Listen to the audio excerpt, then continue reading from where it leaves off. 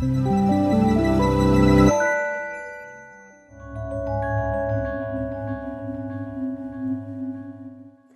everybody, I'm Ben Graham. This is our lecture on the domestic politics of trade in our International Political Economy course here. So what we're going to be doing today, right, we've started with supply and demand, and then we started talking about like what are the factors of production, the land, the labor, the capital that go into making products, that sort of go into the production side, the supply side of the supply and demand world. And then we talked about how different mixes of factors of production in different countries lead some countries to be more efficient at producing some things and others to be more efficient at producing other things.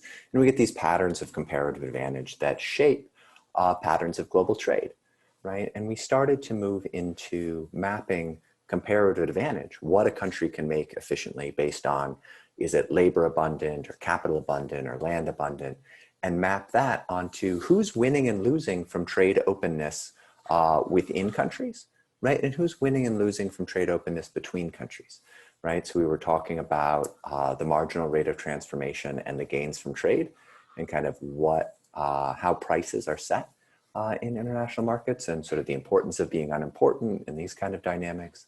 And then looking at how opening up to free trade is really good if you're the owner of a locally abundant factor of production, but it's really hard on you if you're the owner of a locally scarce factor of production. And in general, while opening up to free trade is going to increase production, it's going to increase GDP, right? It's also going to lead to specialization, right? Which is going to make the economy a little more fragile. You're going to put your eggs in fewer baskets. And that process of specialization means shutting down or downsizing certain industries and ramping others up. And that process of dislocation is super hard on folks, right? Like losing your job, losing your livelihood, and being asked to move to another sector of the economy is a really difficult thing. So that's kind of where we've come so far. And what we're trying to do today is talk about like, how does this translate into politics and into policy, right? So we've sort of mapped the economic fundamentals here and how economics drive winners and losers, but how does that then shape what types of trade openness we get, what types of trade barriers we get, right? Because we've talked now also, and I didn't put it on the list here, but we've talked about when a government does go to limit trade, when they don't open up, right? What are the mechanics by which they're keeping trade closed, the tariffs, the quotas, the subsidies? So how does it sort of work in politics? Why does it end up with some sectors protected and others not? And the first concept we're going to start with is one of these concepts that you'll use a lot in different political science or social science contexts when you're trying to understand kind of who gets their way in a political system, and particularly a democratic political system. This is the idea of concentrated interests versus diffuse interests, right? So concentrated interests are a small group of people who care about a particular issue a lot. Their interest is very concentrated, right? It might not be a huge group, but each member of that group cares a lot about this particular interest. And then a diffuse interest is a very large group of people who care a little bit about that issue area, right? And so in a democracy, even though you kind of have one person, one vote, right? We tend to see patterns where concentrated interests often prevail over diffuse interests, right? So if you have one group of voters who cares a lot about a particular issue. Let's say you've got a group of people employed in the coal mining industry in West Virginia who care a lot about protecting the coal industry. And then you've got everybody else around the country who you've got a bunch of people around the country who are sort of vaguely environmentalists, right? Who have this preference for clean air and fighting global warming. Right, and so they have this interest in trying to shut down the coal power industry, but then you've got this group of folks who are working as coal miners who have this intense interest in keeping the coal industry going. So you've got a diffuse interest and you've got a concentrated interest. And often that concentrated interest can end up prevailing in part because that's the only issue they're going to vote on, right? They are going to vote for a representative specifically because they support the coal industry and oppose regulations on coal-fired power plants and that sort of thing. Whereas all these other folks who, okay, they believe that global warming is a problem, all else equal, they'd really prefer to shut down the coal-powered plants. They're willing to pay a little bit more for their power if it means that they can have cleaner air and a healthier planet for their kids. Okay, but that's not the only issue they care about, right? They also care about the size of the social safety net, and they care about policies on affirmative action, and they care about policies on immigration, and they care about policies on how the police are regulated, and they care about all these different things, right? And so policy toward coal-fired power plants is only one small issue, right? They're not single issue voters on that. And so they've kind of got this diffuse interest. And so sometimes politicians find it to be in their interest to kind of ignore the diffuse interest and pay attention to the voters who really care about that issue. And so when you hear the language of special interests, that's also often the language of, so sometimes that's referring to people who are able to use, to leverage large financial resources to influence political outcomes. And they're sort of special in that context, in a sort of quasi-corrupt context. But also special interests will be used to think about a narrow group of folks who care really passionately and are able to drive policy, even when that policy is broadly unpopular, but the folks who don't like it just don't care enough, right? So this is what happens a lot in democracies. Okay, so it's one of those dynamics when what we're trying to do as social scientists here, we're trying to look at a political landscape and say, okay, here are the economic fundamentals, who's going to win, here's who is going to win and lose from a different policy. And here's how these different individuals wield political power. And so here's the outcome we would predict to see, kind of given the institutions we have. And understanding the different abilities and strategies of a concentrated versus diffuse interest really helps us map, well, you know, answer these questions like, why would we get a policy that supports coal-fired power plants if 75% of voters want them shut down, right? Like, why would we get that outcome? Well, this helps us understand how that comes about, right? Okay. Also, in terms of like sort of broadly thinking about how do we get from individual economic interests to national policy outcomes, right? We want to map, how do owners of factors of production and participation in different types of industries, in other words, how do people's roles as producers in the economy, what industry they work in, what factor of production they own, how does that shape their involvement in different interest groups, right? Whether they're a member of a particular group. So the organized interest groups that tend to represent labor in the American political system and around much of the world are labor unions, right? And so unions are collecting dues from their members, and they are advocating specifically, like in the workplace context, vis-a-vis the employer, over workplace conditions, higher wages, better safety regulations, more flexibility in schedules, better ability to appeal if your manager is penalizing you for something, you know, ways for workers to be treated better by their management. That's usually what we think about with unions and what they're lobbying for. But unions also look forward toward the broader political space and seek to support politicians and to support policies that are going to be beneficial to their members writ large. And also, particularly more recently, we're seeing labor unions advocate on behalf of the political interests of their members regarding issues actually kind of outside the workplace, beyond the workplace. So we traditionally might think of like a labor union opposing a trade agreement that's going to ship jobs overseas and lead to unemployment for their members, right? Okay, they're not negotiating vis-a-vis an owner in sort of this labor versus management dispute. They're heading toward the political system to shape policy that, again, is going to like protect the jobs of their members. It's still very workplace focused. But just in Los Angeles, we had this really interesting example with the United Teachers Union, the UTLA strike that occurred about a year ago. And some of the demands made by the union in that strike weren't really about workplace conditions for teachers at all. They were things like not allowing ICE agents to come to schools to arrest parents, right? And so it was policy preferences shared broadly by the membership that were not specifically about the workplace, and that they were advocating actually within that contract negotiation, not even sort of advocating in the policy space, but within that contract. That's a lot of kind of additional detail about ways this can work, but the big picture point here is when we think about an organized interest that represents owners of labor, right? Generally, we think in terms of labor unions as that organized political act. If we think about the organizations that represent capital owners, we're usually thinking about like chambers of commerce are kind of a classic example, but you might also think about, well, I mean, I think let's sort of stick with that as kind of the archetypal owners of capital, sort of firm managers and firm owners are organizing through like the Chamber of Commerce to represent their interests in politics. And then if you think about the owners of land, you'll have sort of, so certain like real estate developers will have some organized lobbying groups, largely around kind of land use policy and zoning and issues like that. You certainly have very well organized farm interests, often by sectors of like the dairy.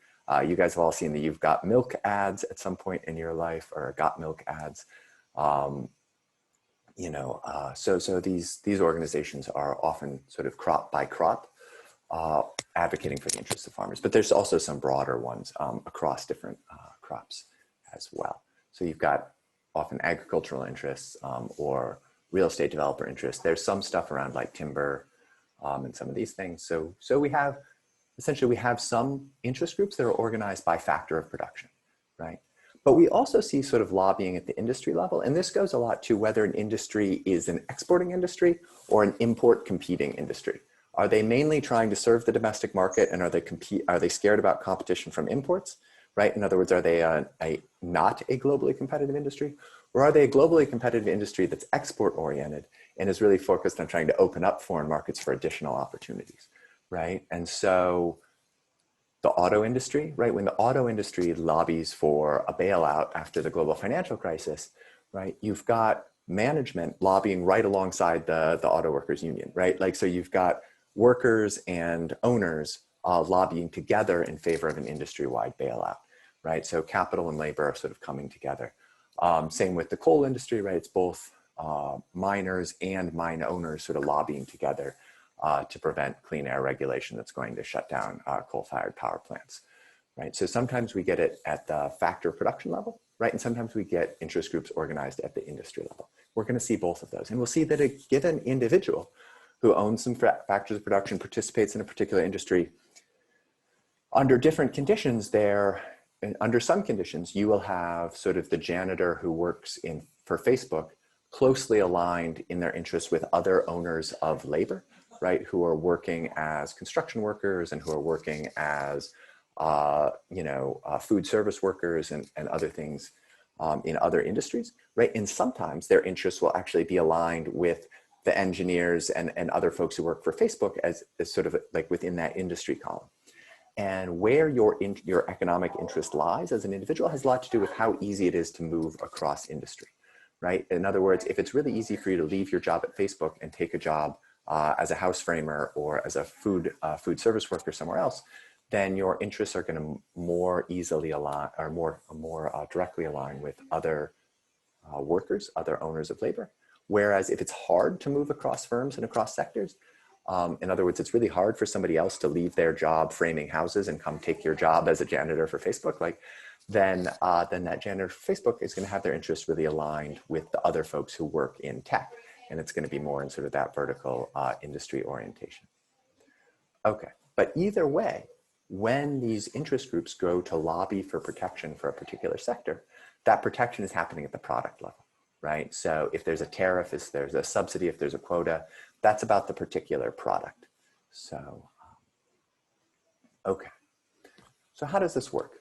When you've got a particular industry that's seeking protection, let's see, I'm going to first start with like a sugar industry example, and then I'm going to talk sort of in broader characteristics. So when the sugar industry seeks protection, how do they justify the protection that they're seeking?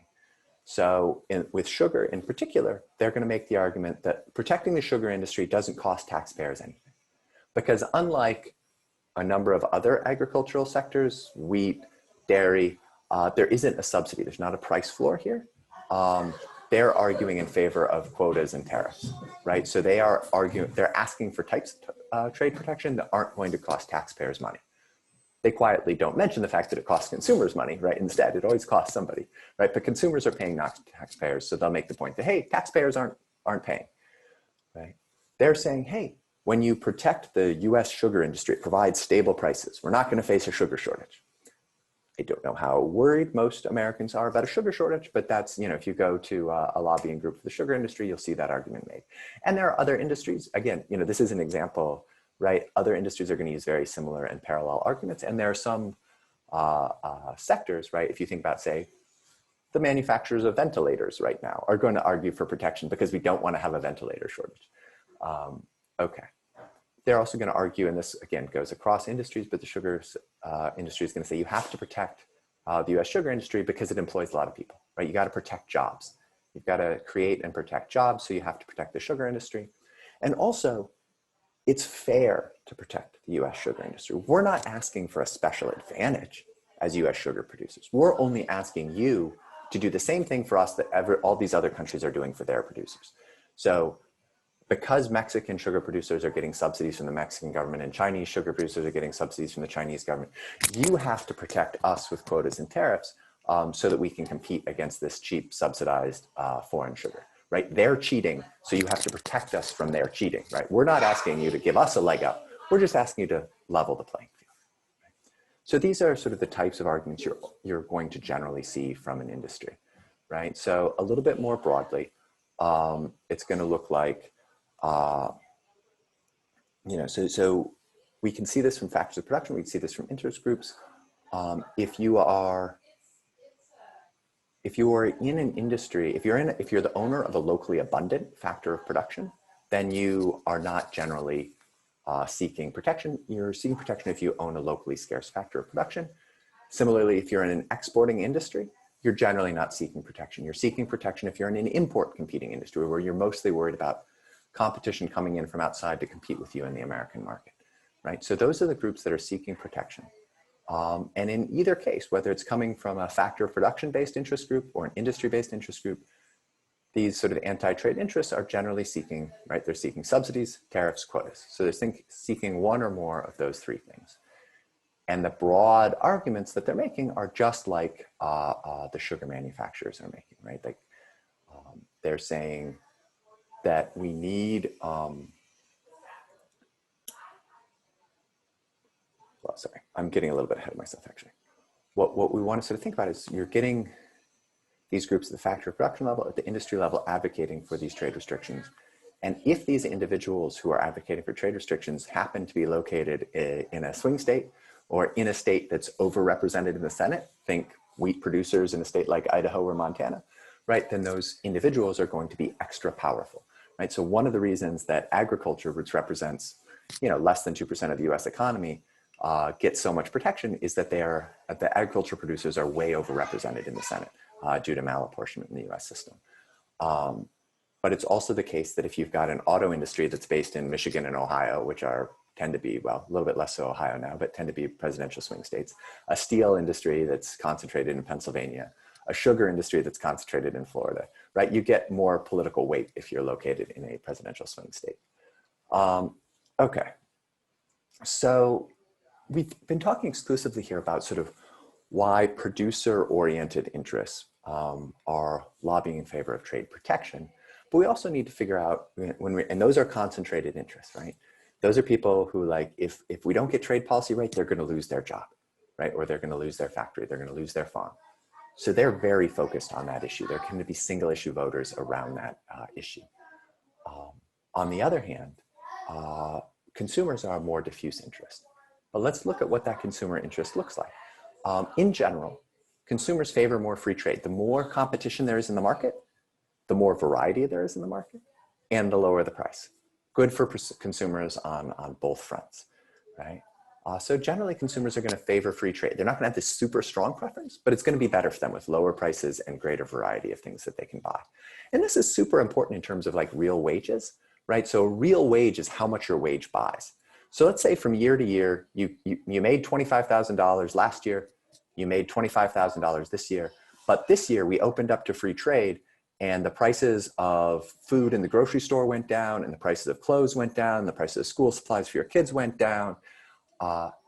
Suddenly that $25,000 you made bought a lot more in real terms, in terms of how much stuff you can buy, how many goods and services you consume. You're richer than you used to be.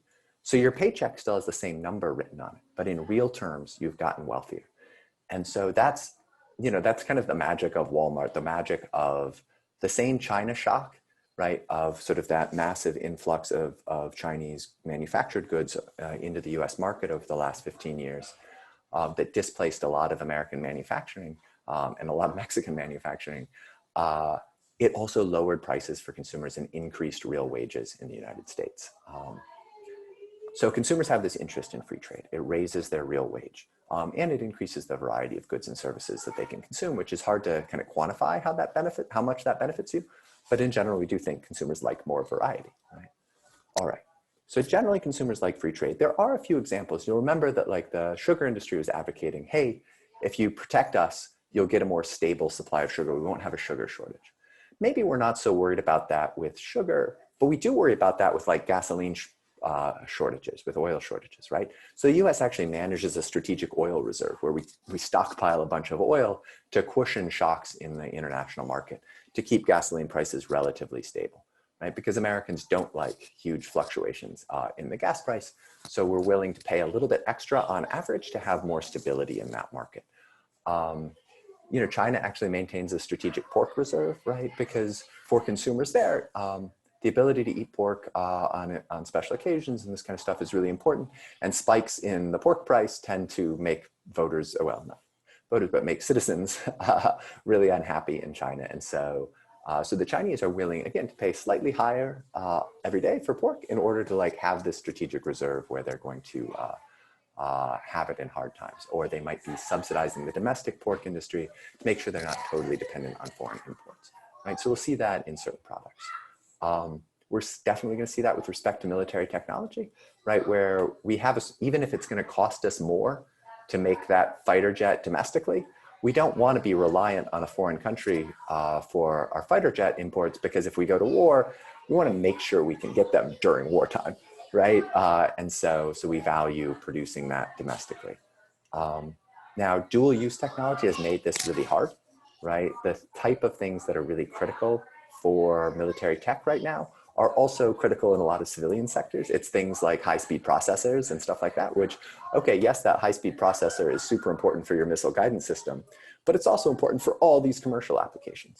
And so we really value efficiency and sort of free trade in sort of this super commercially important technology, right? But we also want to protect our ability to produce it domestically for military purposes.